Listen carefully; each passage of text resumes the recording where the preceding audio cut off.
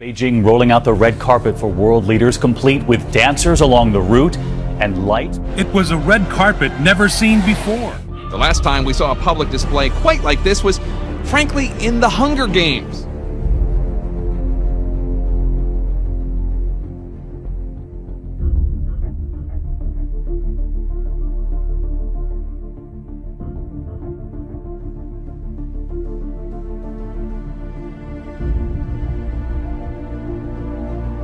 U.S. President Barack Obama has urged China to be a partner in underwriting international order, not undermining it.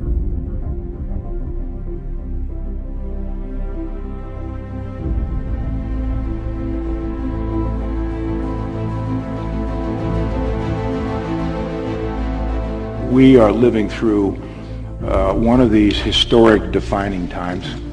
I think we are seeing a new world order.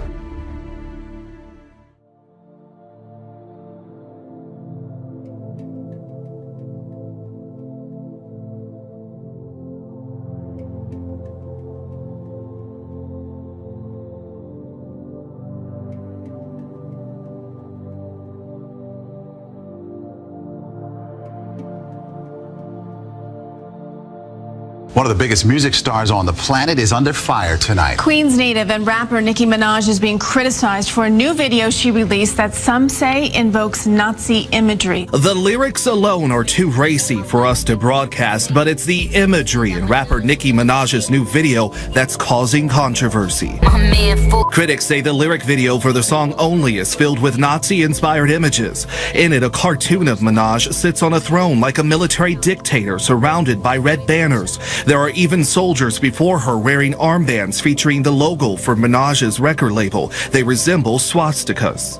Obvious symbolism right there about relating to Nazis is a little bit strange, especially coming from her. You need to be careful with some of the things you put on the TV and the internet, especially with the youth nowadays. They're going to start following some of the things that she does that aren't that appropriate. Check out this clip of a lady who thinks that Monster energy drinks are the work of Satan, and she's got the facts to back her up. Originally it was posted to Facebook, and that video has 8 million views, and then was reposted to YouTube, 3 million views, all in just one day. The woman's identity is currently unknown, but that's not for lack of trying. Look at your M closely. There's a gap right here in the letter M. It's never connected. So you go into Hebrew. The letter Vav is also the number 6. Short top, long tail. Short top, long tail. You could have here in Hebrew 666 on the can.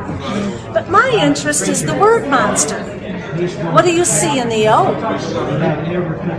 There's a cross. Okay. What has Christ got to do with an energy drink, let alone the name Monster? So I thought, well, maybe this is a Christian company then. BFC at the bottom of the can. Do you know what that stands for? That's the F word. Big can. In fact, they write it on the side of the can, so I know that's the F word. Okay. Now, do you know what a MILF is? Yes. That's on the box. MILFs dig it, and you will too. This is not a Christian company at all. So why would they have put a cross on the can? Here is the message. Antichrist. 666 in Hebrew. And then the Bible talks about the beast in Revelation. And look at Monster's ad. This is their statement. You see these M's everywhere. Hats, t-shirts, bumper stickers. Is there another agenda here?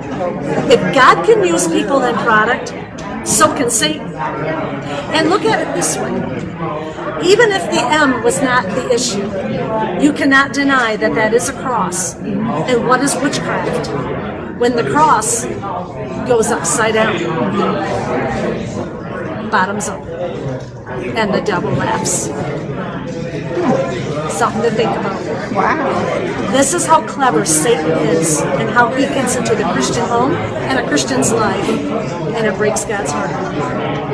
Jesus said, "My people perish for lack of knowledge." A Brownsboro high school student has been arrested after threatening graffiti was found in a boys' bathroom at the school. Parents have posted these pictures of that graffiti. The school isn't confirming that this is what was found in the bathroom.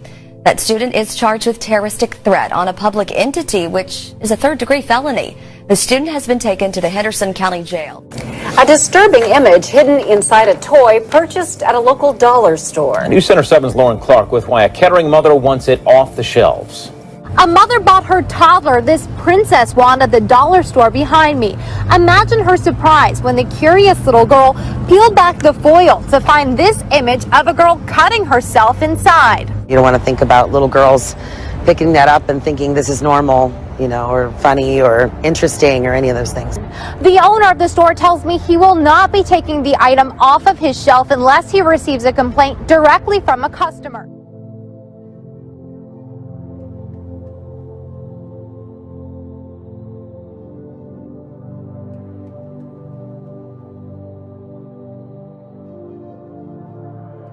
Tonight is where you stand before God. Shut up! Before it's too late. Shut it! We can all be saved tonight. And I pray that you turn and repent before it's too late.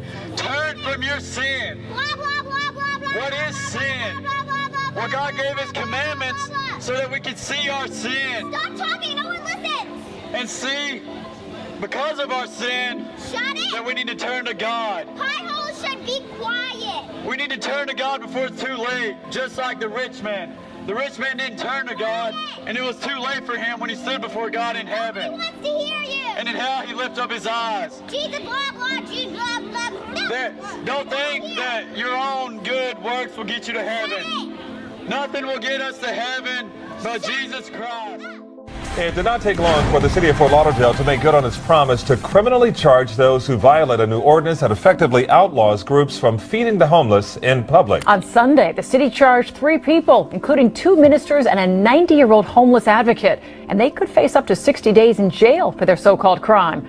I fully believe that I am my brother's keeper. Love thy neighbor as thyself. 90-year-old Arnold Abbott prepares hundreds of meals each week for the homeless in the kitchen of the Sanctuary Church. But Abbott's work now has him in trouble with the law. Why is he being arrested? Shame on you!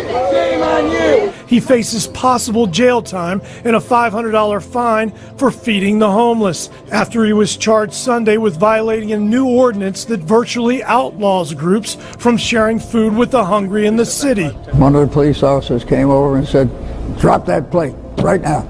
And so I was carrying a weapon.